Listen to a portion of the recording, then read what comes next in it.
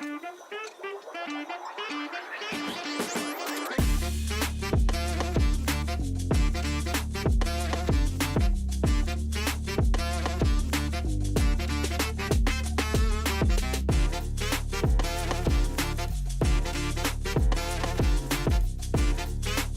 up a TV job to start a podcast in your basement.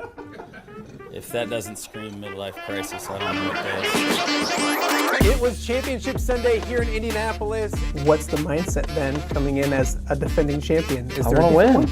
No, I want to win. The young lady over my shoulder, Caitlin Clark. Not the best looking guy. And I don't think anyone's going to sit here and say, Matt Randazzo was really good looking. What has this last month, 2 months, 3 months been like for you? It's an important fan base for the Fighting Illini, is it not? It is. He turned 69 years young last week. You look good, Coach. Oh, try it. Thank you.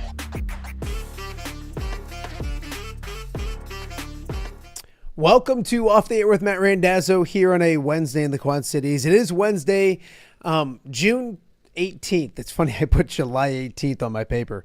June 18th. We are working our way through the summer. Thank you guys so much for joining us on a gloomy, cloudy, and eventually rainy, but not stormy Wednesday. Everything's changing, but rain's coming, but no storms, anything crazy like that, which is good when you are doing a podcast in which you need internet at your house. So I think we should be safe the entire time. If you're watching us live on YouTube, we appreciate that. Thank you so much. If you're watching live on X has been very, very good to us. So thank you for that as well. And then, of course, you can check out the show on a podcasting platform, any of them. You pick a podcasting platform. You can watch Off the Air with Matt Randazzo. Great show coming up for you today. The John Deere Classic's like 14 days away. It's crazy. It's wild. It's going to be here before you know it. And we got to get caught up on a few things because there's been some huge commitments the last week or so, and we haven't got a chance to give enough attention to it. So one of our favorite people, the handsome Andrew Lehman, will be joining us coming up in just a little bit. Also coming up here in hour number one, there's a new football coach in the Western Big Six. There's also a new football coach at Alleman High School. Tom Barber is his name. We'll chat with him coming up in a little bit. And of course, it's Steamwheelers Wednesday as well. We will be catching up with owner of the Wheelers, Doug Bland. Of course, Dave Heller was here earlier this week. So it's owner week, I guess, here in the Quad Cities. And then Andrew Lehman owns golf in the Quad Cities. So, I mean, it all kind of flows together in one big happy family. So a big show coming up today on Off the Air. If you missed our shows on Monday and Tuesday, go back and check those out as well. We've had a good week so far as we work our way through the summer. John Deere Classic will be here before you know it. And then, of course, football season right around the corner as well. Before we get going on today's show, I want to get caught up on some Wednesday headlines, some things that happened around the world of sports, and we'll start in the WNBA. I mean, we continue to talk about this league when Caitlin Clark's on the court. When she was out for 2 weeks, the ratings went down. We didn't talk a lot. She came back, was awesome on Saturday. And then last night, no big deal. They beat Connecticut, a bad basketball team, 88-71. Caitlin goes for 26 assists, plays well, of course. But what happened like on the court was what people were talking about all night last night, and then still this morning, and we'll take a look at it right here. This is early in the third quarter. Caitlin gets poked in the eye, bumped by J.C. Shelton, and then Marina Mayberry comes out of nowhere and just levels her, which is wild. You'd think an ejection. She stayed in the game, gets poked in the eye. J.C. Shelton has been someone that Caitlin has dominated ever since her days at Ohio State.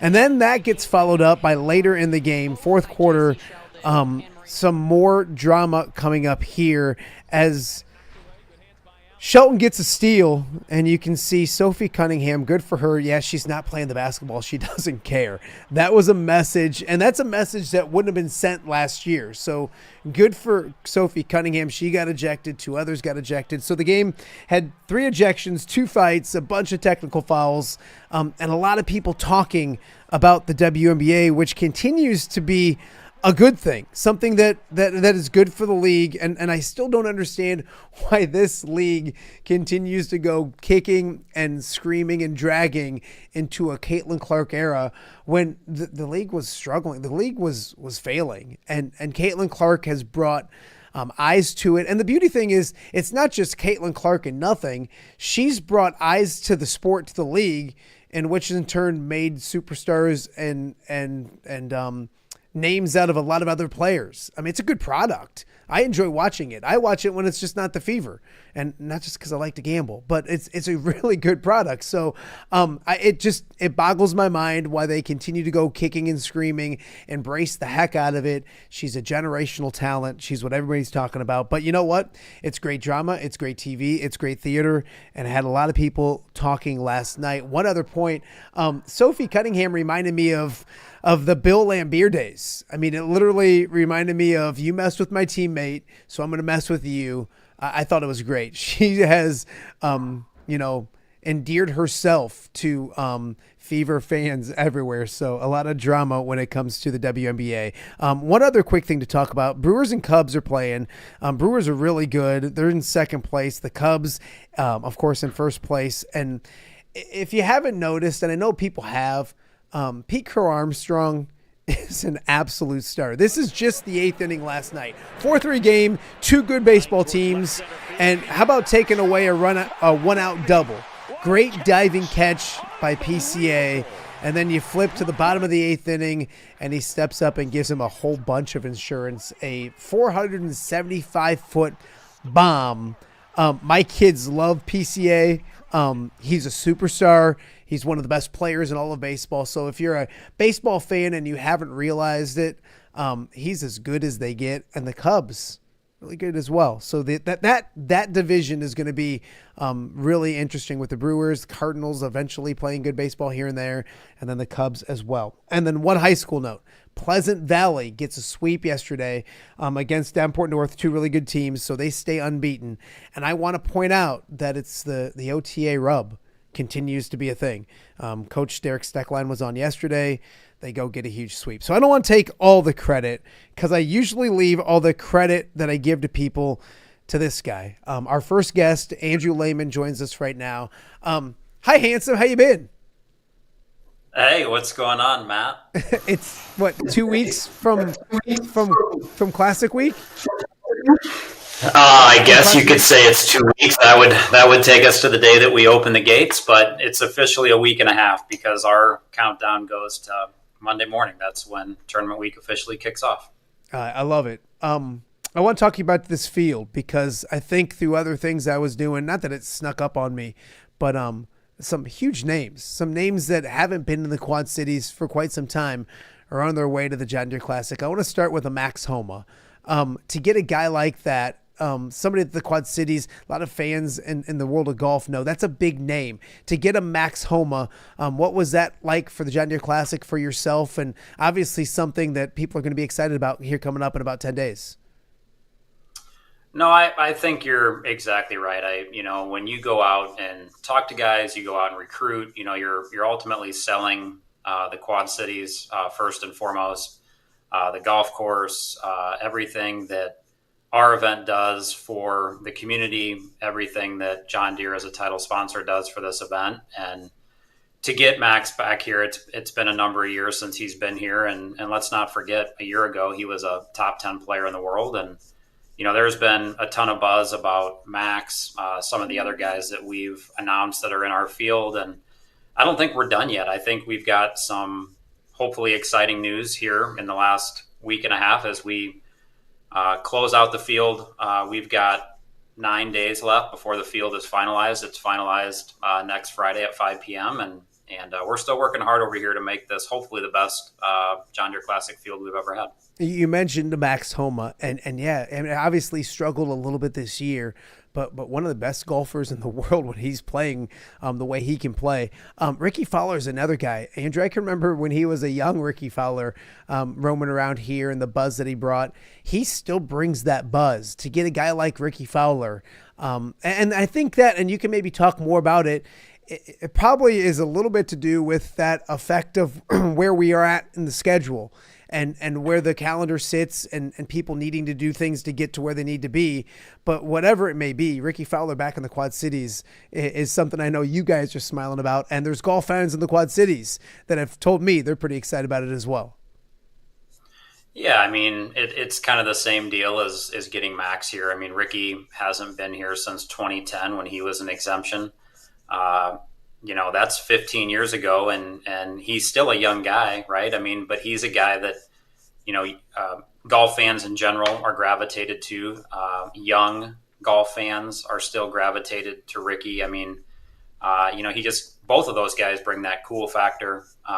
Very, very strong social media presence, specifically with Max. And, to get Ricky back here, it's kind of the same thing as getting Jordan back here after it had been 9 years. Ultimately, neither of those guys have won a John Deere Classic before, so it's not quite the same as getting a two-time champion back in the field after a while. But, I think as you look at the PGA Tour schedule and being situated where we are, there are no signature events after us.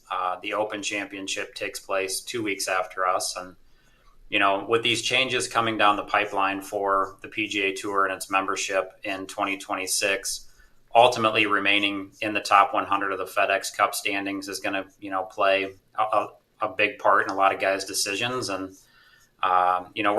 we're excited to get, this next week and a half in the books and see what the field looks like. And right now it's looking to be one of the strongest we've ever had, even if we were to close it out right now. So things are trending in the right direction. Andrew, we always talk about the young guns, and one that usually, or that made plenty of headlines last year was Luke Clanton. He's coming back. Right. Gordon Sargent's coming back. David Ford. There's more amateurs as well that we announced. You announced a couple weeks ago when it comes to the exemptions. The young talent in this year's field is impressive because that's what we've been known for, and it's right there again this year. Like, you can name 6, 7, 8, 10 golfers that you can tell people watch these guys, because probably 2 or 3 of them may be the biggest names in the game here in about 3-4 years. Yeah, and let's not forget that in 2023, when we had Ludwig Aubert here, he was the first winner of the PGA Tour U platform, and he's ascended to a top 10 player in the world. And I think when you look at these young guys, and one of the names that you didn't include in there was Michael Thorbjornsen. So right now there are 5 guys that have gotten their PGA Tour cards through the PGA Tour U or PGA Tour University Accelerated program. And 4 of those 5 guys are going to be in our field. And you look at these collegiate programs, and you mentioned the exemptions with Ben James, Jackson Koiven, and Michael Lasasso. All these guys are ready to hit the ground running. These athletic programs are, tailored to get these guys ready. And these young guys are athletes. And, any one of them, you look back, Michael Thorbjornsen and Luke Clanton last year tie for second place. And, what Luke Clanton did last year with the run, it started the week before ours. He played well in Detroit. He top 10 at the Rocket Mortgage Classic.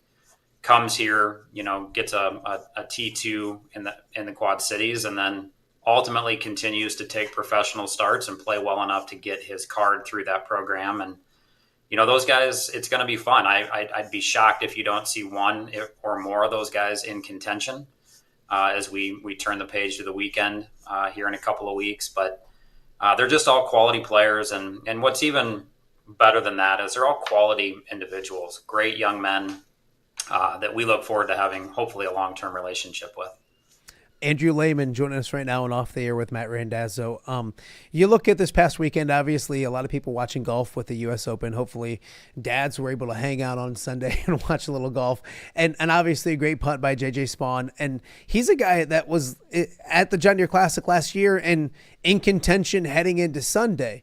And I don't like giving Tom Johnston any credit about anything, but TJ made a great point on social media. I'm kidding. I love TJ. Those are the type of players that you may not even realize that are right here in the Quad Cities that are going to be major winners someday.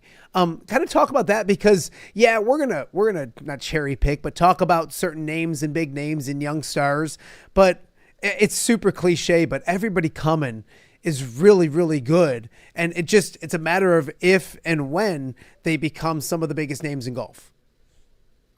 Yeah, and I think that's what makes professional golf so great is you start to look at, the meritocracy of the PGA Tour, and you could be the number one ranked player in the world, or you could be the 410 ranked player in the world, but you're capable of winning any given week. And you look at, some of these guys, that have played really well this year. It was awesome to see JJ get that across the finish line. And he cost me a burrito bowl.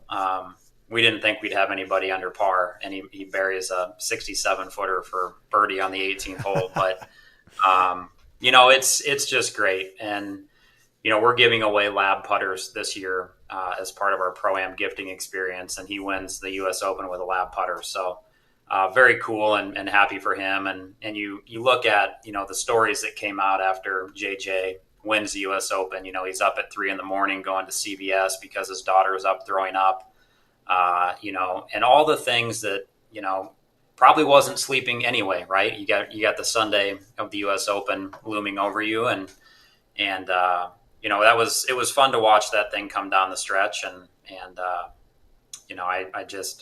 U.S. Opens are always so interesting. And that was the ultimate test of golf at Oakmont. Oakmont definitely showed its teeth last week. Man, it was a little too much teeth in my, I enjoy a challenging course, but man, to watch the world's best just humbled and look like me sometimes out there was a little bit different. I know you talked a little bit about it, but what are these next 9 days like? Because that's when the field is finalized, and I'm not asking for any hints or anything, so don't get cranky with me. But what is it like? Is it constant communications? Is it reaching out with a few people here and there? Is there a list of hopefuls? I mean, tell me what you can tell me when it comes to, or is it just, the hay's in the barn?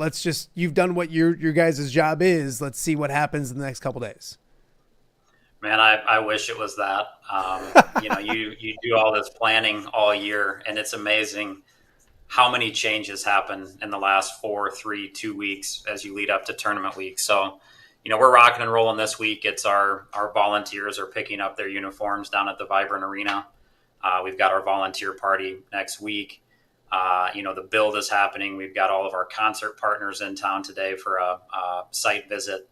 The stage is way bigger than last year, and it's going to be a really cool experience down there on the 18th hole on the weekend. But it's a lot of sleepless nights, a lot of early mornings. Keep the notepad by your bed. Write down the notes that you think about in the middle of the night. And it's a well-oiled machine. This is the 54th year of the John Deere Classic, but things change every year. We try to make this event bigger and better than it was the previous year. And we got a lot of fun things planned during tournament week, a lot of military initiatives that are new for us going forward, starting again this year. And, we've talked about the concerts and some experiences that we're going to, upgrade and do there. And ultimately have great golf happening throughout the week and culminate this with Zach Brown Band closing this out on Sunday night. Is that like a big name golfer calling right now? Is that? Or I don't know who that is. Is it Decker just up from his nap wherever he's at? Decker? No, I don't know. But I did answer the phone yesterday, and it was somebody making a Birdies for Charity pledge, and they were astounded that I answered the phone. And I said, "Hey, it's all hands on deck. We only got 8 people in this office, and all 8 lines are ringing." I bet you do it all. A couple more things for you. I want to start with Joe Moreno was on the show last week. An awesome human being and a great partnership that you guys have with the Firecracker Run for the second year now, where you run in the Firecracker, the 5K or the 10K. If you volunteer, you get a ticket out to the John Deere Classic for Thursday or Friday. Are you going to tell people, because Joe didn't, and I was bummed. I thought it'd be a great platform for Joe, and he didn't do it. So I'm going to give you the chance. Where did that great idea come from? Well, we met with Joe last year down at the Palace in East Moline for lunch. And, I probably should give you props. It may or may not have been one of your ideas that we should marry two of these events together. And ultimately, you were not in that lunch meeting that took place that day, but I guess in terms of percentages, I give you about 26.5% as part of yours. That's not bad. That's over. I'll take it. Over a fourth over there. But Joe's been great to work with. Being able to celebrate an event that's got a rich history in and around the 4th of July, which certainly our week is a big part of the 4th of July now. And it's any time we get to support military initiatives, it's near and dear to our heart. John Deere is the leading employer in the Quad Cities, and the Arsenal Island is second, I believe. And so we've got a rich history of a military presence here in the Quad Cities. And, what better way? It's the, Army's 250th birthday this year. It's our country's 250th birthday next year. So trying to make things bigger and better each year when it comes to our military. And right now we've got, I want to say it's almost $75,000 worth of military credentials in the community. So it's going to be awesome to welcome them out there. And we're very blessed to have partnerships with, Lowe's sponsors a lot of our military program. John Deere has stepped up to help sponsor the military initiatives this year. And, Folds of Honor Friday is a big day for us. And as we celebrate, the old red, white, and blue at a Deere Run. So, to have the firecracker run be a part of that and have all those runners get a chance to come out here on Thursday and Friday, I think that's an awesome thing that's worth celebrating. So are we going to do something where and obviously he's busy on race day and you're really busy during the John Deere Classic, but what about like next year or maybe like some other time? Do you do like you take Joe Moreno out for a round of golf and like teach him the game of golf, and then he can in turn take you out for a run and show, and then like that'd be now. And I'm going back to my old days as a TV guy, but that's a fantastic story. Do you run? Are you a runner at all? I believe it or not, I used to love running. I used to think that was a place that I would sort my thoughts out. And unfortunately now I feel like if I go run, all those thoughts pop into your head and it becomes less about, the relaxing aspect of it. I haven't run in a while. I know that you can tell that. No. But I do it. I'll run a 5K. That's fine. I've probably run 12 or 13 5Ks in my life. And I have run the Bix with no training. We talked about that. So yeah. I'm not sure, who's getting the better end of the stick there. 9 holes, teaching Joe how to play golf or me, running 7 minutes. It might even be more than that, 7 or 8 minutes behind his 5K. No, I think you'll be fine running. I think Joe would be it'd be fun to watch him hit a little white ball around the course. We had our good friend Zach Johnson on the Hawkeye Report podcast last week. Tom Caker and I did. Great to catch up with him as always. And of course he's got his event in Cedar Rapids, and then he leads right down into the John Deere Classic, and he's so integral about. And what I always tell people is when I first started covering the John Deere Classic, that was one of my first stories I got to do was the Zach attack and Zach being there. Now and I'm being nice to Zach, who does watch the show. So say hi to Zach every once in a while. He does listen. He was very specific, Andrew. He said he doesn't watch, he listens, which makes sense because nobody wants to look at this. But what has that guy meant to not just yourself, this tournament, but to have a guy who's so established, a 2-time major winner, and a guy that's such a great ambassador for what we do here in the Quad Cities? That's got to be a huge help. It is, and there's a lot of people that probably don't recognize that Zach serves as a board of director, and I think we've had him dial in to 3 executive board meetings this year. He's a guy that we bounce ideas off. He's a guy that we lean on for, maybe some behind the scenes tour information. As players hear certain things that we hear about and try to get, the player perspective of that side of things. And you look at, athletes that have come out of Iowa, and Zach is right there at the top. And he's got a relationship with John Deere that John Deere is supporting, his foundation through the logo on the golf bag. And, he's been here every year since 2002 when he was here as an exemption. And, just a great friend, a role model, somebody that we can, count on for advice or, bounce ideas off. And he's not going to sugarcoat it for you. He's going to tell you, hey, that's a great idea, or that might not work, and here's the reason why. So, to have a relationship with a guy like that, he's got a Hall of Fame career, won the Masters, won the Open Championship at St. Andrews. In fact, that's the year that Jordan was going for, the first 3 majors. Mm-hmm. And, Zach's just an awesome guy. I think I texted you that he had listened to the show. So hopefully that made your night that night. And you continue to slander me on here, but I tried to do my part to continue continue to take OTA to new heights. Okay. First off, we're going to try to have him on the show next week. I got to get a hold of him, see if he can make some time for us. But no, of course I never slandered you, just because other people pick. We're going to talk about that in a second, because I don't want to get too cranky. The thing about Zach too is that, like, he's a big Iowa fan. That helps, doesn't it, Andrew? A little bit. Yeah, no, he's obviously a Hawkeye fan, and he's just been a great supporter and a guy that we love having here every year and has big galleries with him. It's a Hall of Fame career that he's put together, and he's about to turn 50 here in another year, but wants to continue to still compete on the PGA Tour, and we're thrilled that we've gotten him back for as many years as we have. Okay, you mentioned me being mean to you. I'm never mean to you, but we had Zahir on last week, and he made it 4-0. Like, it's the question that everybody wants to have answered, Andrew or hold Claire. On, listen. I don't know if James is listening right now, and I could see the angst in his face when he answered. By the way, we need to fix whatever is going on. This camera, I have to lean at like a 45-degree angle just to look straight on your screen. Is that every time you come on here? Yeah, and it only happens on this show. So I want you to know that when I'm on, it's not me. I'm completely uncomfortable because I'm leaning at a 45-degree angle.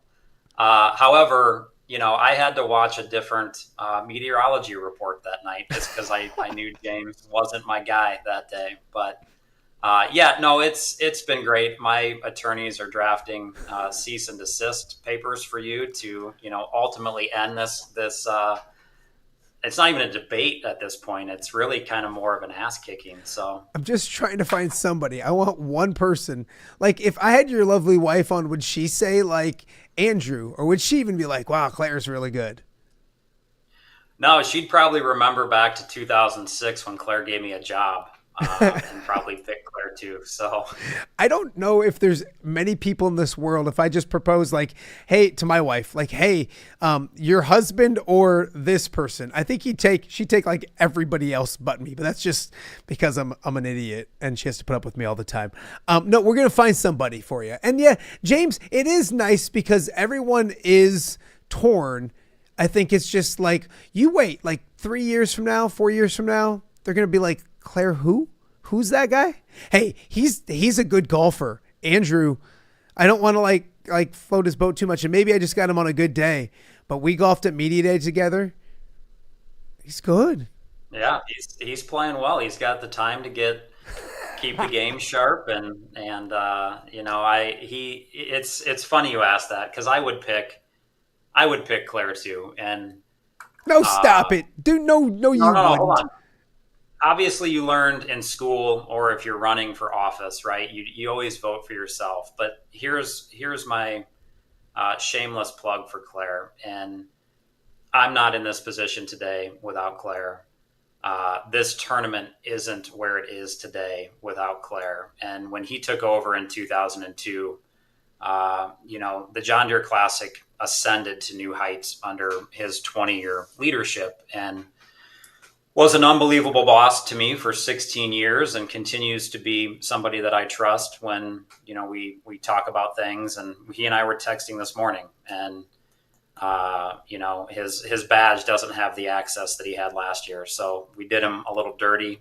We got to make that right and make sure he's got, the places he needs to go when he's out here. But, Claire's such a great guy. And I think, as I look at this, when I moved into this office, thankfully all the Packer stuff left when he left. But, yes. I look at it and I say, he left this place in such a great place with a strong foundation with great people. And that's the highest compliment you can give to somebody, because the transition period from not necessarily him to me, because there's always a learning curve when you change jobs, but there was no drop off in terms of the rest of the folks in this office. And we are a family of 8 in this office. And we all love to go to work together. We love to put this event on together, ultimately making a massive charity impact on this community and in this region. You've heard me say at the $72+ million economic impact that this event has on this community. And then the fact that John Deere trusts us with their 180+ year old brand. I mean, I don't think that those things can ever be taken for granted. And, to where we are today, we're not here without Claire's 20 years at the John Deere Classic. Are you done kissing up? He's not your boss anymore. You don't have to say all that. Well, now it's 5-0, so my lawyers will get the paperwork over to you today. Okay, 2 quick things. I'm working on my belt game. I'm very concerned about Deer Week. Do you have any suggestions? Like, I'm afraid I'm going to go and take the suggestions from past years, and I'm missing the new thing, and you're going to belittle me because I'm not wearing the correct belt. Can you help me at all? First of all, belt and shoes, you need to make sure you got, a semblance of matching in that category. It's not necessarily about your belt game. It's not the belt you pick. It's the fact that I think you were out with a drill press, adding holes to the belt. And unfortunately, at that time, I don't think we were making the belt smaller. We were making the belt bigger. Yeah, well, you were fat shaming me, is what you're saying. You were fat shaming me. I would never do that. We are giving away next belts during the Monday Pro-Am, so I'm going to talk to our rep and see if I can get you a couple just to keep you looking fresh for the week. Oh, I can't wait. And then last thing, can you sit normal in the chair so I can see what it actually looks like? I'm sitting straight up and down. Yeah, no, dude. Yeah, you're right. The best part that nobody knows about, he texted me before the show and he goes, "Do I have 2 minutes to go use the restroom?" I said, "Yeah." And I watched you read it, like get up and then hustle back to the door behind you. And I was like, okay, I got to stretch a little bit. So we're going to bug you again. You don't know, that sign on the door says notice, use at your own risk, because in 2023, I pop back there to the restroom. I lock the door. It's great to have your own restroom in your office. I just go whenever I need to go, and I'm in there. And when you turn the light on, the fan comes on, and this is a great story. So when you turn the light on, the fan comes on, so you really can't hear what's happening outside. And this office back here becomes a pretty heavy thoroughfare for boxes and storage and people coming in and out of the conference room that attaches to this office. Well, the lock breaks and the handle is broken and I can't get out. No and so I'm literally locked in the bathroom that's 8 feet away from my desk, and I don't have my phone. And so I'm back there banging on the door, and I've got to turn the lights off just to be able to hear anything. What I forget, and I don't have it on today, I've switched and wear a normal watch a lot now, but I had my Apple Watch on that has cell service, and I wasn't smart enough to think, hey, I could just call the office and have them come back. So our intern came back. There's an entire video of it, but he had to take the door hinges off, and I thought I was trapped forever. So I called Claire, and I said, you did this on purpose. You sabotaged the door. So I would be locked in there and you could come back and take this thing over. But no, it's been great. Actually, our intern spent $8 on the sign and he spent $11 to have it shipped. So it sits proudly on the door. It's perfect. And here's the thing. If you, again, Andrew or Claire probably never locked himself in the bathroom. You did. So another check in Claire's column when it comes to. Maybe Claire never locked the door. Well, I don't. There's a road that we're not going to go down to. So, hey, get back to work. When you make big announcements, we're going to bug you the next couple weeks. And heck, you're going to be putting up with me here soon out of the John Deere Classic. So we'll talk soon. Yeah, we'll be doing some player stuff today. So looking forward to it. And we'll see you out here in a couple of weeks. By the way, I think you need to start doing a better job of recruiting talent, because outside of your boy, I think I'm your most frequent guest, and that's Who's my probably boy? not a good thing for Which this one's show. my boy? Oh, Pat? Well, you got Anger Mondays. He's on Yeah, every week. yeah. We talked about that because Kyle Huseman's on a ton. Cakert's on a lot. Ked's on. No, you gotta. Hey, I can't. It's 2 hours a day, man.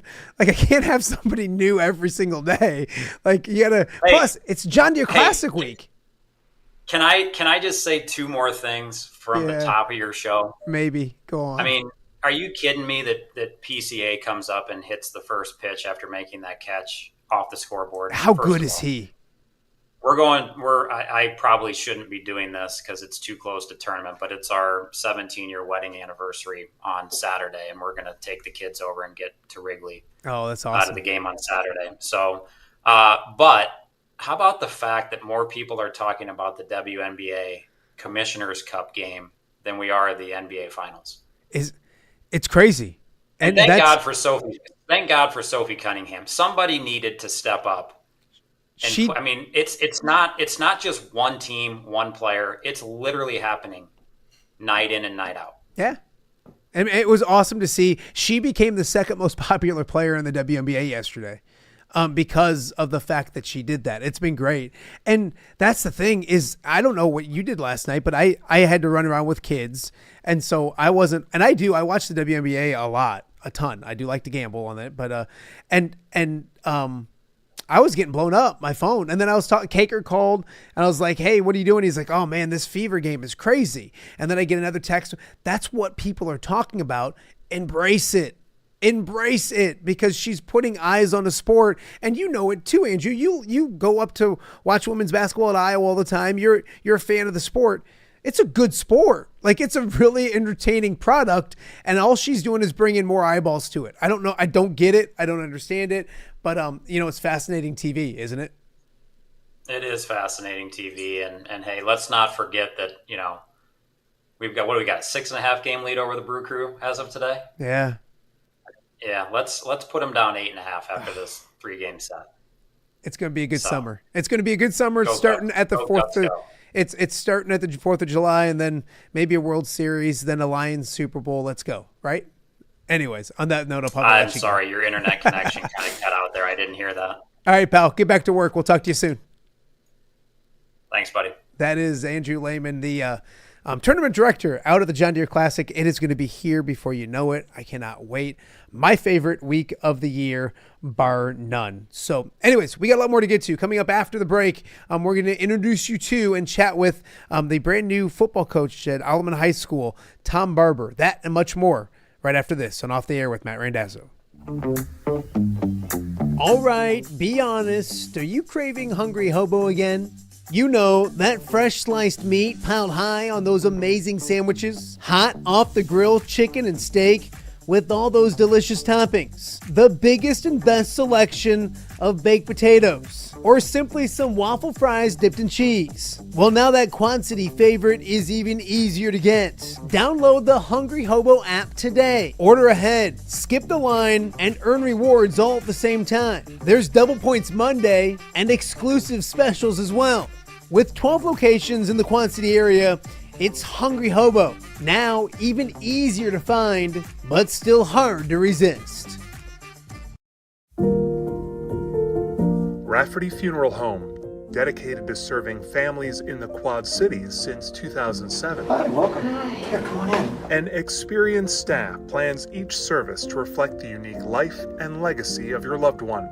Rafferty Funeral Home is proud to serve our community with dignity, respect, and compassion, helping you to celebrate your traditions and lasting memories no matter your faith, culture, or budget. Rafferty Funeral Home in Moline. Call today to discuss prearrangements.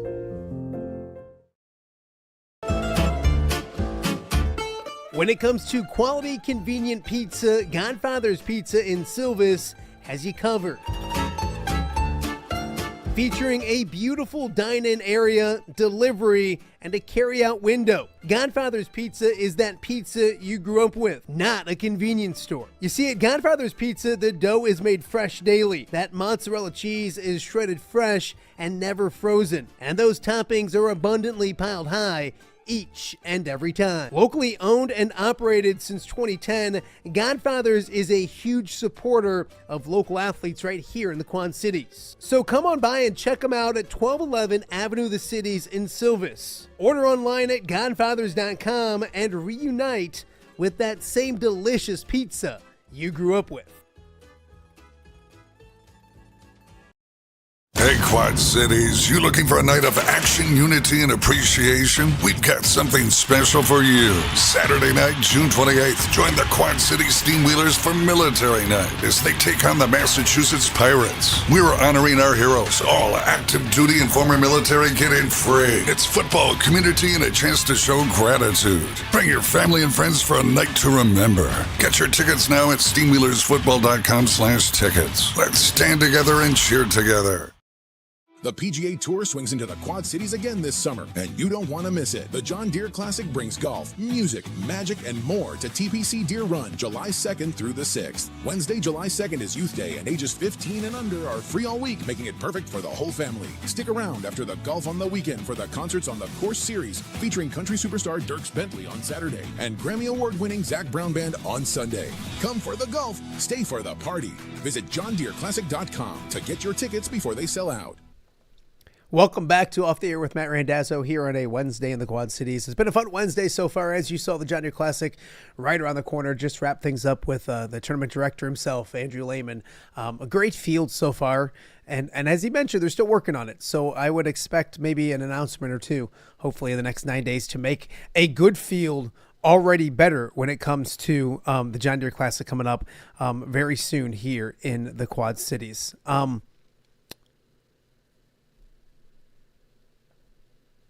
There we go.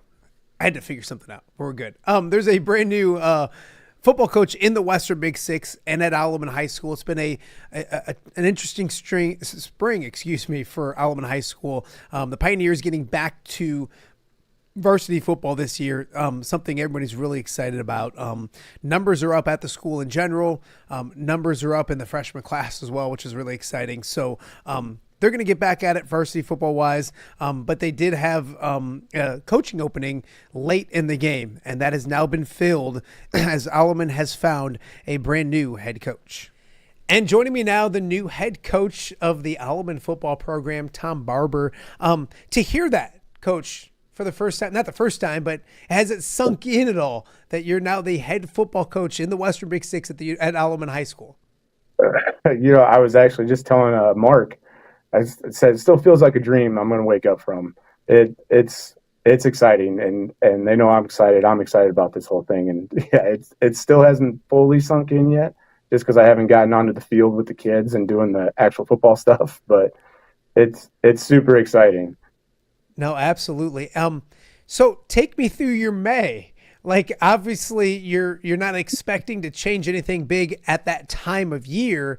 When did you find out about the opening, and what made you interested in Alleman High School? Oh, yeah, that was a crazy last 4 weeks on that. Just getting ready, going through. I was doing some stuff, trying to come up with some new things for Riverdale.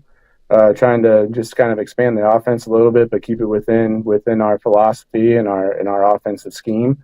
And actually saw it on Facebook, to be honest. I was just scrolling one night and I saw it. Totally caught me off guard, but again, going to Assumption, knowing all about the Alleman tradition, it was one of those things. I emailed Mark, gave him my resume, threw my name in the hat.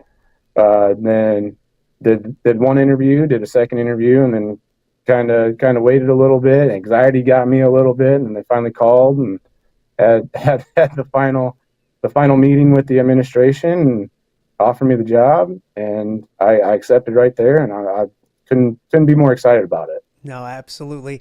You had to do some research on Alleman, I'm sure, as well. Like, obviously it was a job you're intrigued in, but what were some of the things about Alleman that fit with what you want to do?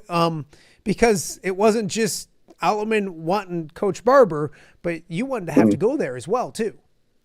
Yeah. And I did a little research, a little bit on the history, but again, growing up, going to Assumption, everyone knew about Alleman. Everyone knew I was going with Coach Tracy, Coach Yeager.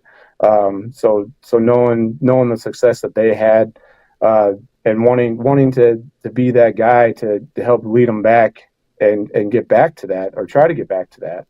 That was one of the things that intrigued me. It's just, again, it's Alleman Pioneer football. It's one of those staples in the Quad Cities. No.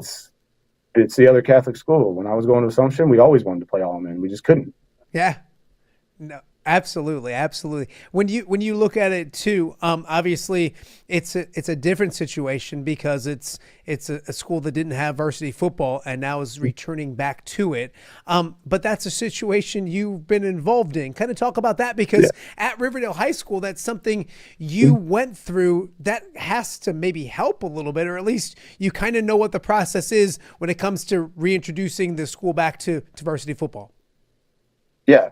And yeah, going through that at Riverdale and watching how Guy handled that situation as the head coach there, and being a part of that and going through all that and getting us back into that varsity the next year, I think really helped me, especially be intrigued by it and being that help them get back to that varsity schedule, knowing that they didn't have a varsity the last 2 years, and again scrimmaging them last year, Riverdale Alleman, that week 0 scrimmage. Knowing the kids that they have and what's going on, and just being able to go through that and having that experience of I've been in a program that didn't have a varsity team, and getting that back to it, being able to be that guy to help lead them back into that varsity spot in the Western Big Six. No, it's a big year at Alleman, and obviously, Coach, you look at it. What have you seen? Obviously, you did your research, and I think that's the biggest question asked to me is like, oh no, does that mean they're not going to have varsity football? Like, I think by doing your research, but you're ready to hit the ground running because varsity football is 2 months away. Yeah, nope. I mean, I met with about half the kids today after the lifting program. The other half were working or they're on vacation or something like that. And I get that. It's the summertime and you got family vacations and you got jobs, and I totally get that. But meeting with them, could tell they're excited, finally relieved to know who their head coach is. And I mean, this week going through more meetings and stuff, meeting with the coaches, we'll do another meeting here and there. But yeah, starting next week, we're hitting that ground running because we got a little bit of catching up to do, being in that limbo and, getting out on the field. I can't wait to get on the field with those guys. No, I bet that's the beauty of football. Alleman head coach Tom Barber joining us right now on Off the Air with Matt Randazzo. Coach, you mentioned Guy Derricks and going through that at Riverdale and getting it back to varsity football. That's a guy you've been with for a while. I think you came over with him in 2016. You mentioned probably coached with him before that. Yep. Who are the influences on you when it comes to the coaching style, the coach you want to be? Obviously, Guy seems like someone that might be one of those people, but him and others, where are your coaching influences? Yeah, I mean, Coach Wade King, played for him at Assumption, and I mean, just some of his styles, how he ran practices, how he handled himself. I try to take a couple things that he did. Just remember that again, it was 20 years ago, so it's been a while for that. And then my old line coach at Wartburg, Tim Morrison, how he handled himself, how he just had that, he walked around with that confidence, trying to a little bit emulate that, walking around with that confidence and just commanding that attention with how he coached and how he did that. And then coached with a few other people, Mark Hubbard at Waverly Shell Rock. He gave me my first shot. And even Nate Stagey, the head basketball coach there, same thing. They gave me my first shot at coaching and watching how they handle things, how Mark handled the football program and how he interacted with everybody. And then being with Guy, he took a chance on me coming back from DC in 2013 at Davenport North. And I couldn't be more thankful for that, and being able to be in his program and watch how he handled those things, going from and being able to build up those programs. I mean, when he came to Davenport North, they were in a state of, I mean, not really bad state, but they were coming off a few down years, and then coming into Riverdale in 2016, they were coming off a few down years here and there, and just watching how he handled that and how he interacted and how he related to the kids and how he interacted with the community and did all that. Being able to try to bring that over to Alleman Catholic. Yeah, no, absolutely. Coach, what was the message that you wanted to, obviously you talked to most of the kids or the majority of the team today. What was the message that you wanted to give them? What were the things that you wanted to, convey to your new players as you hit the ground running here on June 17th, June 18th, whatever it is? First and foremost, I wanted them to have a face to the name. Like I knew they probably knew a little bit of grumblings on who the head coach was going to be, just people talking and all that. And then the thing is that letting them know how excited I was. I'm not just another guy just coming through that program. I'm excited to be at Alleman, and just showing my excitement. I mean, I told them, and I'm doing it now, getting chills just talking about it. And it was 95 degrees in the gym this morning at 9 o'clock, and I was getting chills, and everyone else was sweating. And then just going through how we want to go attack the summer.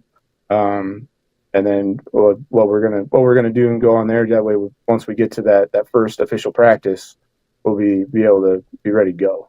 What does a Coach Barber coach team look like? X's and O it a little bit for me. Obviously, they're the things you want to have discipline wise, but what kind of team? And maybe it's a little of both. What are the X's and O's kind of stuff, but also what kind of team do you want to have? What does your program what do you want to have their program look like? Yeah, well, first and foremost, we're going to be fundamentally sound. That goes beyond X's and O's. We're going to do things the right way. We're going to block the right way. We're going to tackle the right way. We're going to give it our all. We're going to be 100% effort. We're going to try to be as competitive as we can be in every single quarter of every single game. And that's what we want. Coaches come up, wow, you've been one of the toughest teams we faced all year, which is how competitive we are. Now, when it comes to that, I mean, part of that with our offense, looking at the double wing, that's a ground and pound team. So we're going to be physical. We want to be physical in the trenches with our O linemen. We want to be able to be physical with all of our backs, our skill guys. Everyone's got a job to do, and that physicality's got to come with every single part. I know that's not the offense that was ran last year at Alleman, and I get that. But I mean, we're going back. I know when I was in high school, it was more single wing. But we're getting back to that ground and pound, being physical on offense, and on defense, same thing, being physical in the trenches. Kind of mix it up here and there in the back seven. Try to just depending on who we play, because I know there's teams in the Western Big Six that run more spread. Some like to run more tight looks, some like to run more pro sets. So we'll adjust that back seven from there. But being in that front four, we want to be physical at front 4, 6 to 7. Be physical, make plays, put those kids in the right position so they can make those plays. Coach, what was the press conference like on Tuesday afternoon at Alleman High School? Are you used to that kind of stuff yet? You're doing great with this, but there's that side of things, and there's that head coach. Everyone always tells me there's the stuff about being a head coach you don't know about. And I'm obviously going to find out about some of them, but this is some of it. You know what I mean? What was that press conference like? And then obviously the football side of things almost might be the easier side of things when it comes to responsibilities and things of a head coach that maybe you're not used to quite yet. Yeah, well, one, it was really hot. it was sunny. It was hot. We were on the alumni field, so it was pretty hot. But I mean, that was interesting. I've never been a part of that. But at the same time, it was a great new experience, very exciting experience for me, not being a part of it and being able to just talk to other news outlets about how I feel about being the head coach at Alleman. No, you mean you talk to other people besides me? We're gonna have to figure that out. You've lost the rules already. It's the Alleman grad first, and then everybody else second. Tom Barber joining me right now and Off the Air with Matt Randazzo. One of my favorite things when it came to Riverdale and Guy Derrick's was back in the day we used to do these mic'd ups, and we'd get some of the pep game talk or the pregame talk, and unbeknownst to us, Coach Derrick's and he shaved his head. in it, and we didn't know until on air. It doesn't seem like you're going to be shaving your head anytime soon to motivate the guys, Coach. No, it'd be one of those where someone's going to put a wig on my head. It'd be all sorts of confusing. All of a sudden, I come out with a full head of hair. That's 15, 20 years ago. No, 100%, 100%. What have you done to learn about I mean, you mentioned being an Assumption guy, and that's a beautiful segue, and obviously you went through the Assumption program. What is it about Alleman inside the building? And you talked to the administration and checked boxes for you and all those kind of things. But did it have that kind of same feel when it comes to Assumption and what you were used to when you were in school and what the Alleman family's like at over in Rock Island? Yeah, I mean, I think it was very similar. I think this administration that we have now is very passionate about Alleman athletics, along with everything at Alleman. I can't speak for before this administration because I never met them, but I know at Assumption we were very passionate about our athletics along with everything else there. But I know it was a big part of what Assumption High School was, and I get that same feeling here at Alleman that yes, student athlete, everyone, you got to do all your academics and stuff like that. But the passion that they have for Alleman athletics, you can feel it when I was talking to them. Absolutely, 100%. Have you heard from any former or now new coaches in the Western Big Six? Has anybody reached out? Not just those coaches, but old coaches at Alleman. And I'm sure you've been probably overwhelmed over the last 24 hours with the amount of people that have reached out to you. Yeah, my phone's been blowing up for the last 6 hours or so. So it's been, I don't think I've gotten so many text messages. I think I got more text messages today than I have in the last 8 months. So it's been crazy. But as far as the coaches from the Western Six, not yet. But I mean, I know they're doing their own summer program, so I know they're busy with their kids and their programs and doing all that. And I mean, some of them I have met before. I know I've met with Nick Welch before, coached against him when he was at Sherrard. Talked with him a couple years after he came to UT. So I mean, I've talked with him a few times. Haven't heard anything. But again, most people don't have my contact information, so it's kind of hard to send me a text message or anything like that. But as far as the coaches of the Western Big Six, no, not yet. But again, it's still fairly new information that's gotten out there. All right, let me give you a rundown. Okay, Morrissey's a pretty boy. Everybody thinks he's really handsome. He wins a lot, which is kind of annoying. Schlemmer at Sterling, great guy. Kind of unassuming, like, whoa, look, I got lucky, we win. But he wins all the time, so he knows what he's doing. Welch is a little bit of a hothead. If you gotta make sure he's happy. If you disrespect or anything like that, he gets a little cranky every once in a while. Fritz, a great guy over at Rock. No, I'm kidding. We do have the Western Big Six Coaches Banquet. Do you know about the banquet, and are you ready for the banquet? Well, they've mentioned it to me. I'm not ready for it, but I know I will be. And what's funny is that you talk about Coach Fritz. He was actually, I don't know if he'll remember this. He might. He was actually my sophomore coach at Assumption. Oh, really? So, yeah. So it's been. I still remember him as a sophomore being my sophomore coach. I'm so curious now to if he remembers you or not. He's going to say he does, regardless if he actually does. You know he's going to say he does. Well, the Western Big Six banquet is a ton of fun. I MC it, and we like to poke fun at each other. So I will help this year. All right, I got you. I'll help you write some jokes. I know you're the new guy. We'll get everybody nice and mad at the Alleman boys before the season starts. I don't know if that's a great idea, but we'll do that. Yeah, hey, you can't laugh at yourself, and there's no point. There's no point in living right now, right? You got to be able to laugh at yourself a few times. Absolutely, absolutely. Well, Coach, very, very happy for you. Excited to get things rolling.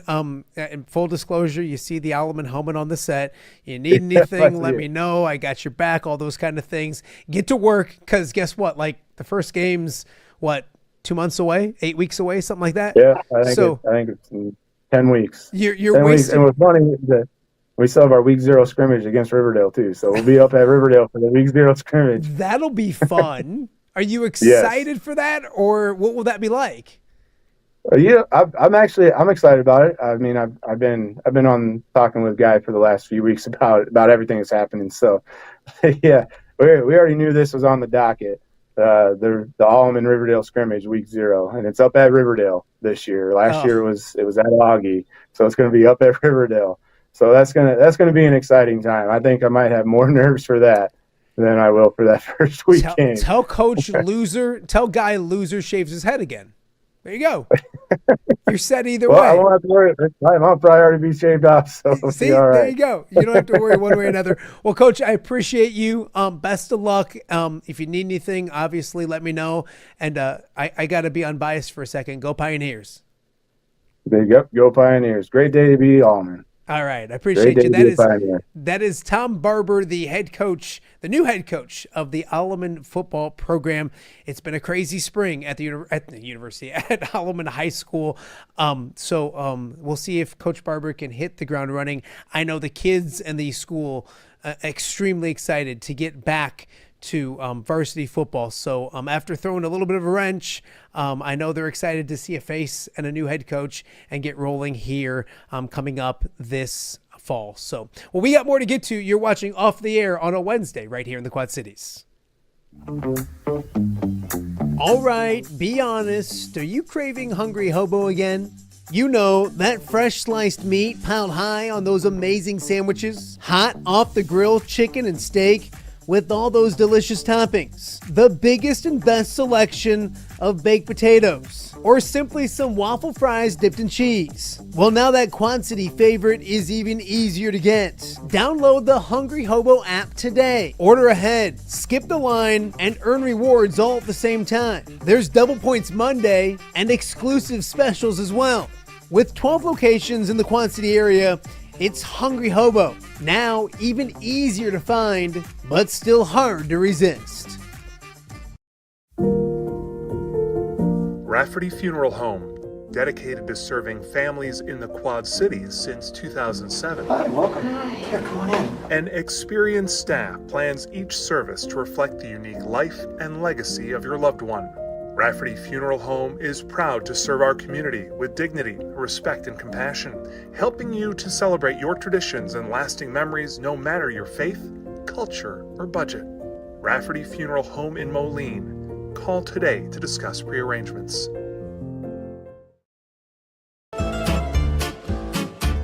When it comes to quality, convenient pizza, Godfather's Pizza in Silvis has you covered. Featuring a beautiful dine-in area, delivery, and a carry-out window. Godfather's Pizza is that pizza you grew up with, not a convenience store. You see, at Godfather's Pizza, the dough is made fresh daily. That mozzarella cheese is shredded fresh and never frozen. And those toppings are abundantly piled high each and every time. Locally owned and operated since 2010, Godfather's is a huge supporter of local athletes right here in the Quad Cities. So come on by and check them out at 1211 Avenue of the Cities in Silvis. Order online at godfathers.com and reunite with that same delicious pizza you grew up with.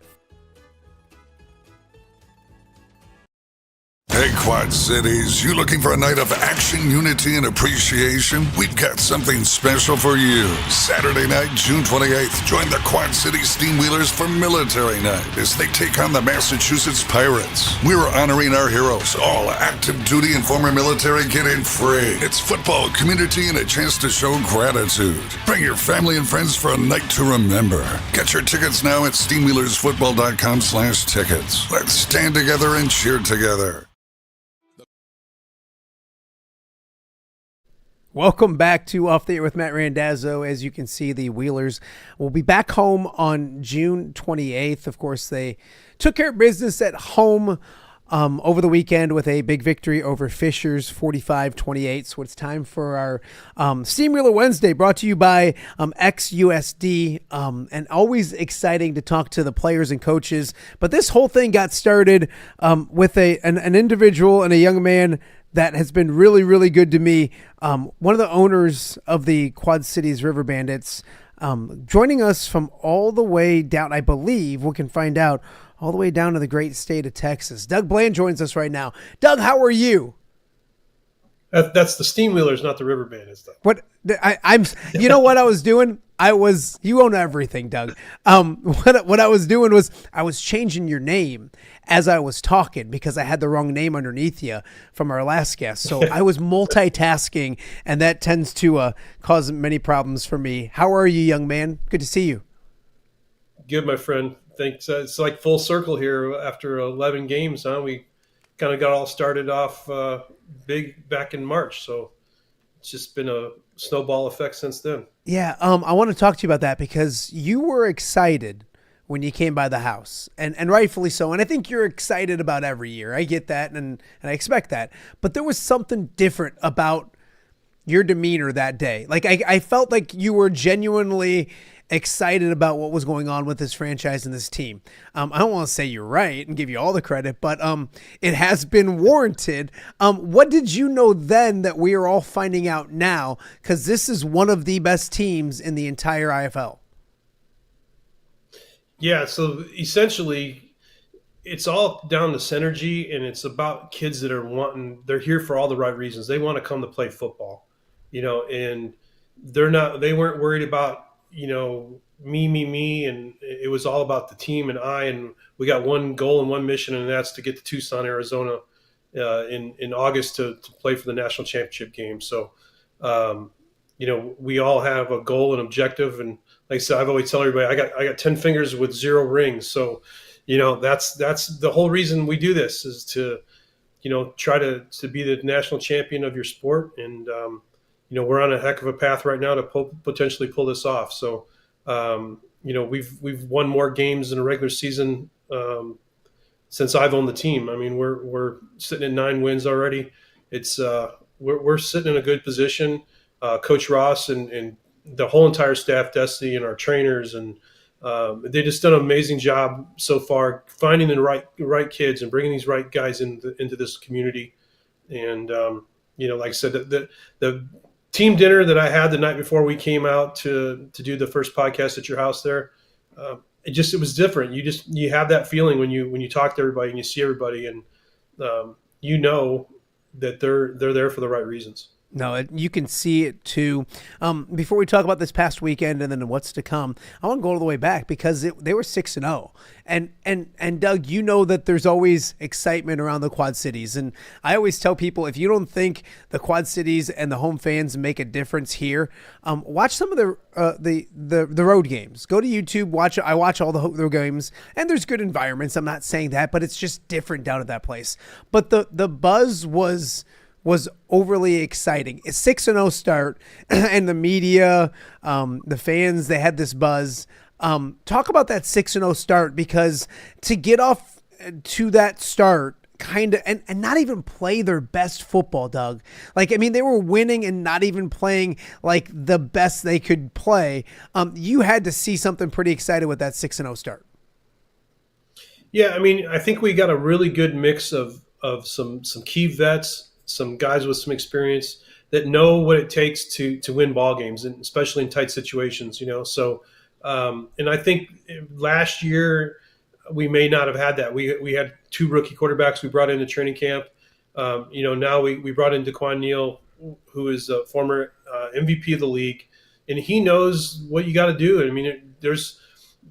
In this game, there's drive killers, man. And if you have a stupid penalty, or if you miss a wide open pass, or some player runs the wrong route and it screws up the whole play, it can kill your whole drive. And then you almost have to score. You don't have to score on every possession, but you have to score a lot to be competitive. And, having these guys in the right places and have a veteran leader behind center with DeQuan, the only 2 losses we have is when he didn't play. So, I'm not here saying that we would be 11-0 right now, but I'm pretty confident we'd be 10-1. If he would have played. We lost one game at home by 2 points that we had first and goal 3 times in the fourth quarter and didn't score a point.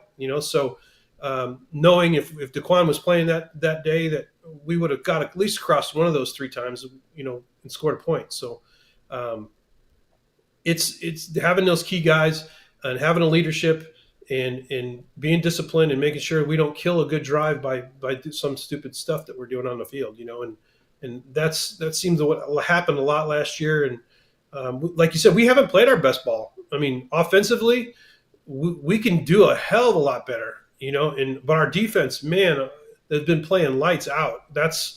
We've created so many turnovers and picks and fumbles and stripping the ball and sack fumbles. And this defense, the reason we're sitting here 9-2 right now is because this defense has played unbelievable football. If you can hold people under 30 points in this game, you got something special on the defensive side of the ball.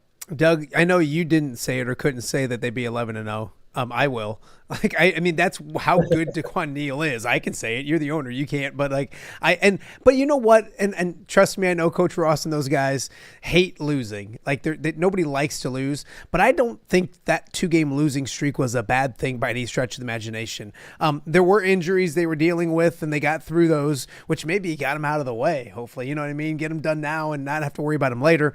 But 2, it kind of reset things. And I was so impressed with the way they came out after the bye. They lost 2 straight, and then there was that bye week. And the way they've played these last 3 weeks, I think this is a better football team than the 6-game winning streak at the beginning of the year. Your thoughts on that? Because I think they came out of that bye playing even better, and I think they're playing their best football.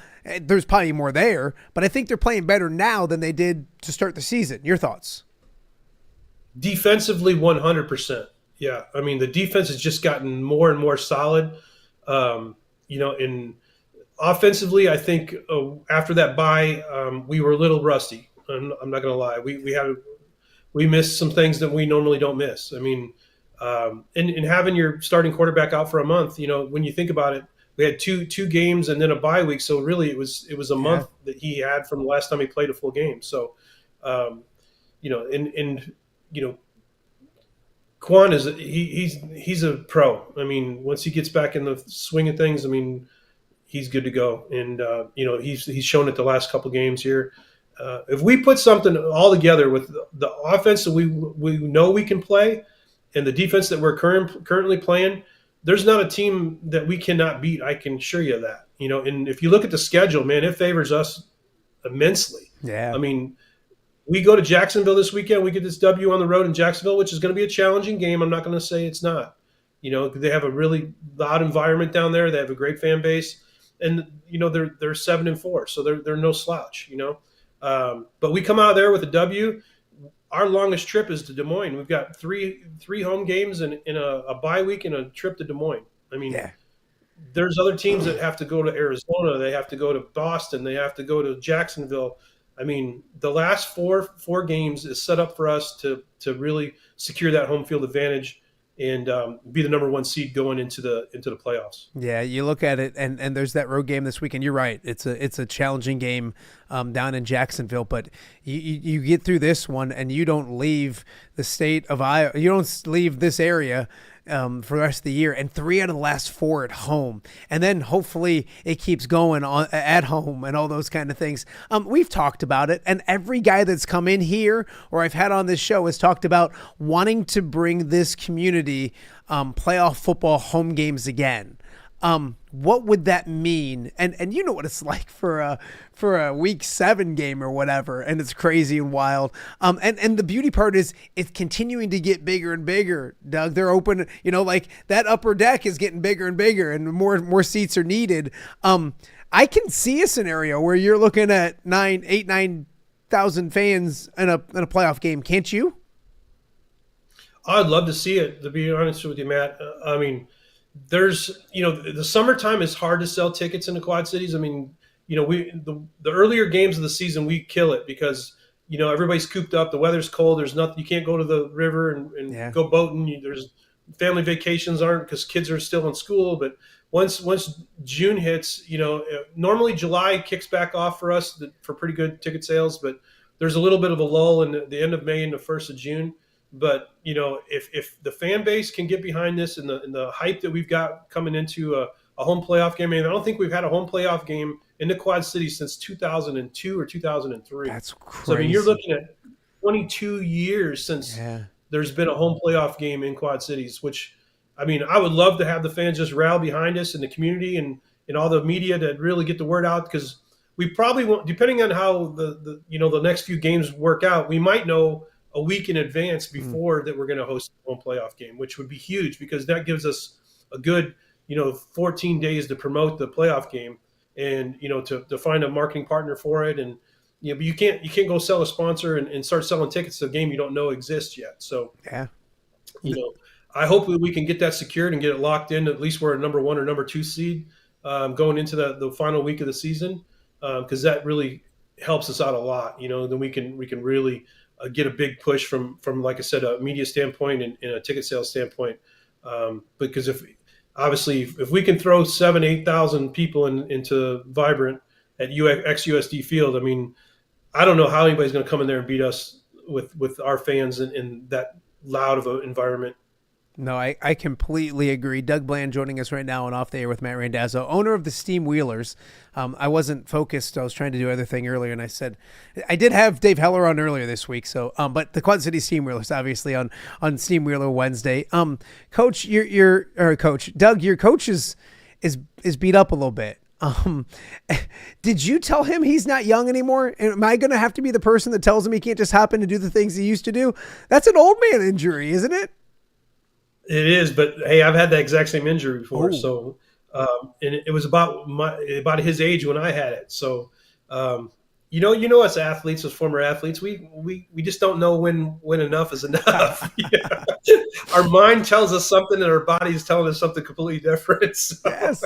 No, I joke, Doug. I'll go play basketball with my boys, and I was running pickup games with some guys, and my oldest, over the winter, and like I go to do something, I'm like, all right, I'm gonna dribble and then spin back, and like in my mind I got it, but my body doesn't do what my mind wants to do anymore. And I think that may have been Coach Ross. Talk about that guy, because I know it drove him crazy being away a little bit when he was getting fixed up and all that kind of stuff, but he barely missed anything.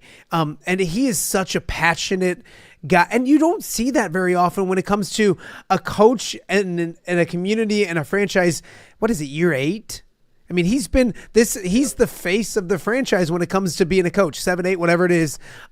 You got to love what that guy brings each and every night as an owner of a franchise, to know that your head coach is a guy like Corey Ross. So I'm going to go back 9 years right now. So, excuse me. 8 years. In 2017, Curry was a coach of the Omaha Beef, and I owned the Dallas Marshalls down in Dallas. And he coached against us, and him and I became, friends a little bit. Kind of, not, we weren't close friends, obviously, because he was an opposing coach, but I got to know him a little bit. And then, he had mentioned that his fiance was from Davenport, and I said, hey, I'm thinking about doing this team in Quad Cities and moving the Marshalls up to Quad Cities. And I said, would you be interested? And he's like, are you serious? And I said, yeah. So we literally, he drove up from Omaha. I flew up from Dallas, and we met in Quad Cities for the weekend, and, showed him the arena and everything. And I said, really, I don't know if I want to do this unless you're involved, and when he committed to me and says, yeah, let's do this thing, we literally, finalized all the deals with the city Moline and Scott Mullen at the arena there. And about a week later, we're doing a press conference announcing that the Steamwheelers are coming back. Wow. And Coach Ross is going to be the coach. And we haven't looked back since. I mean, we had a rough patch there for COVID where, our hands were tied. There's nothing we could do. I mean, when the state tells you can't have events over 50 people, I mean, you got to shut it down, mm-hmm. And Corey, he wanted to still coach, and there was a couple other states in the league that allowed teams to play. So, he went and did some coaching on there, but he said, like, they're just borrowing me until the state of Illinois will let us have these games again. So 2022, obviously we were right back. And after being shut down for 2 years, we go straight to a national championship game. So, we picked up right where we left off. I mean, in all the years we've had in the Steamwheelers, we've missed the playoffs one time, and that was a tie. There was a tie for the number 4 seed to make the playoffs, and we lost the tie to a goofy tiebreaker rule that they had back then, which has now been rectified. But we've had a competitive team. We do it right. We don't cheat. I mean, there's no secret. There's teams that in this league that don't do it the right way. We don't pay people extra money, and we do things the right way. So I'm proud of that. We have it. We do it through culture, and we do it through great coaching and a great community behind us. That's the big thing. Is this community loves this team. They love our players. These guys come from all over the country, and when they get here, the community embraces these guys, and they feel like they become a part of the fabric of the community. No, I completely agree. Before I let you go, Doug, every guy I talked to during that first winning streak, and even now, like everybody was excited about the undefeated thing, and everyone was just like, the players were like, we want a championship. You know what I mean? They want that, and it's cool because they embrace it. Some teams, you're like, no, and they do one game at a time. I'm not saying that, but they know that ultimate goal and they embrace it. And I think it's extremely realistic. Talk about that ultimate goal, because this franchise doesn't run away with it. You show me your fingers, you want a ring. I mean, there's an expectation that's embraced in this organization. And boy, I can't remember, and I've been doing this for way too long, and I'm in the Quad Cities for 25 years, and I don't remember a season in which that goal is more realistic than right now. That's the main thing, and you guys embrace that, don't you? Absolutely. I mean, that's been the goal from day one. But Corey flew down to San Antonio in October, and he goes, I want to sit down. So he came down here.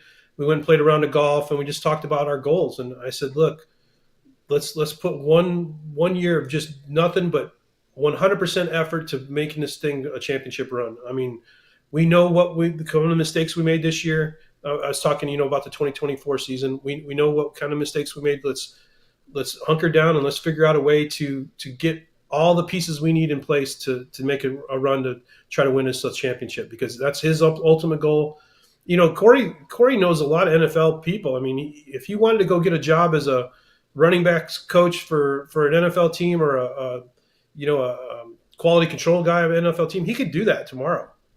But he loves this game, and he loves the Quad Cities, and he loves his community, and he wants to win a championship before he decides to go to the NFL. So, those are the kind of conversations we had. Let's do it, man. Let's go back in 2025 and let's make this our championship run. And that's literally been the goal from the time we lost the last game of the season. We came down and we hunkered down over the off season, and Corey, all the other assistant coaches, and Destiny, everybody just put all the pieces in place to be where we're at right now, our number one overall seed in the whole league. Yeah, no, it's a beautiful thing right now. Keep the nose to the grindstone. A road game this week against Jacksonville, and then 3 of the last 4 right back here in the Quad Cities at XUSD Field. It should be fantastic. I can't wait to catch up. I've been to 1 game this year. I'm going to get out the 3 out of the 4, because you're right. June is like, what baseball tournament do my kid have to be in?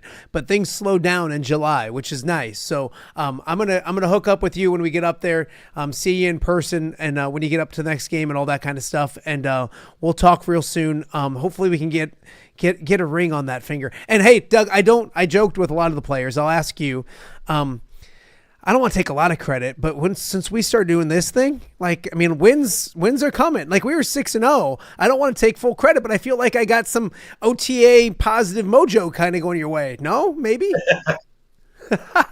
Yeah, no, it's definitely, it's real. You can't hide it, man. This is legit. I love it. So, all right, Doug, I appreciate you taking the time, and we'll talk to you again real soon. Sounds good. Thanks, Matt. All right. Doug Bland, the owner for the Quad City Steamwheelers. What a great season they're off to right now. 9-2, one of the best teams in the entire IFL, in first place.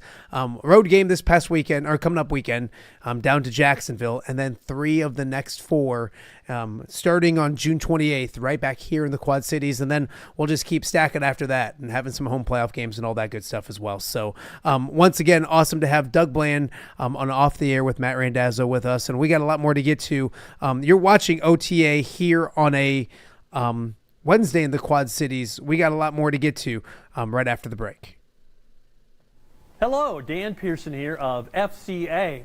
Our team is thrilled to support Off the Air with our good friend Matt Randazzo. We share the view of the power of sport when it comes to relationships, including the influence of the coach. FCA believes the coach is the most influential person in America. Matt celebrates local coaches and athletes. His content is informational, insightful, and inspirational. Our Fellowship of Christian Athlete team loves partnering with Off the Air with Matt Randazzo while we engage, equip, and empower coaches and athletes in our 23 counties. FCA, the heart and soul in sports. View from the West, the podcast covering Illinois high school football.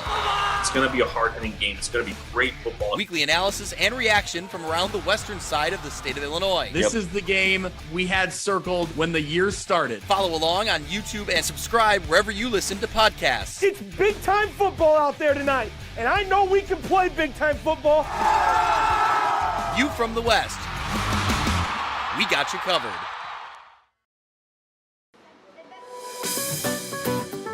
Are you looking for the Quad City's best chips and salsa? There's only one dude to turn to. Right on. Snoop. Hand-cut chips, fried fresh with that crunch you've come to love. And the most addicting salsa with delicious fresh ingredients each and every time. Pick up your chips and salsa, queso, enchiladas, and much more at the Stern Center in Rock Island. To place your order, simply call the man himself. It's Snoop at 309-314-8197 and find out for yourself what the rest of the Quad Cities already loves.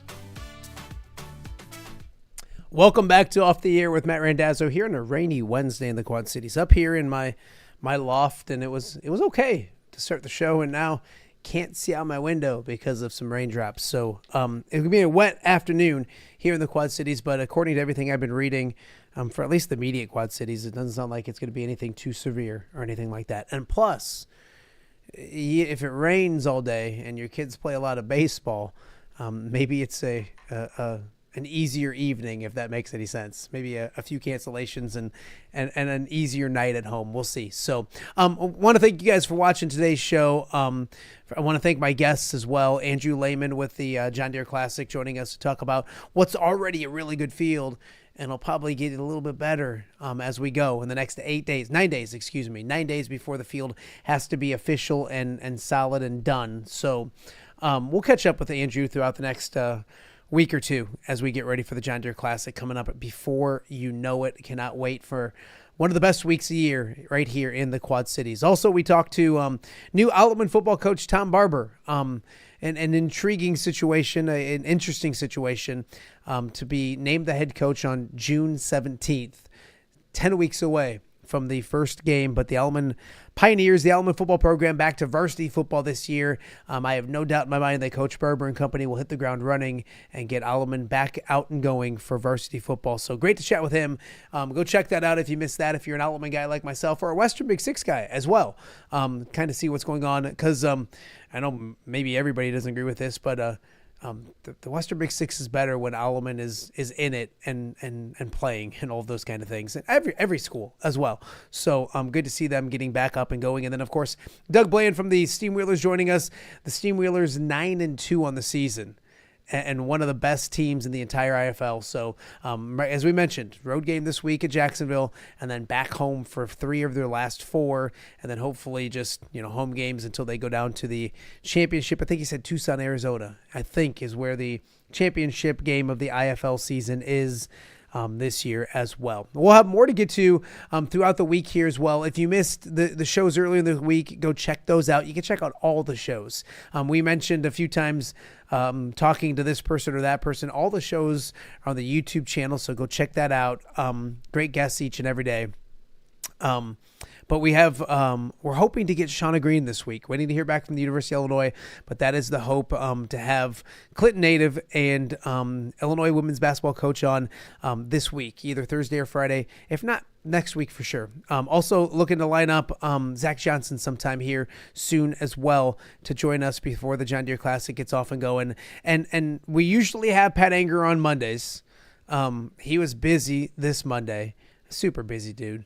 But we're going to have him join us tomorrow. So it'll be Anger Thursdays if that makes sense. Any sense. That and a whole bunch more. So we want to thank everybody for watching today's show as we rock our way through the summer as we get closer to the start of football season and everything else as well. And of course, we don't want to just thank the listeners and the viewers. We want to thank the sponsors as well. Adding a new one here very, very soon. Mobile Party Experience. You'll see their ad up and running real soon. So excited to add Mobile Party Experience to the mix as well, which means I got to go fix my graphic here too. So, and if you are interested in sponsoring Off the Air with Matt Randazzo, reach out. Let me know. With the football season coming up, there will be plenty of different sponsorship opportunities as well. So if you're interested, please do that. But these guys allow me to do this goofy show each and every day right here in the Quad Cities. I want to thank everybody for watching Off the Air with Matt Randazzo on a Wednesday. We'll see you back here tomorrow.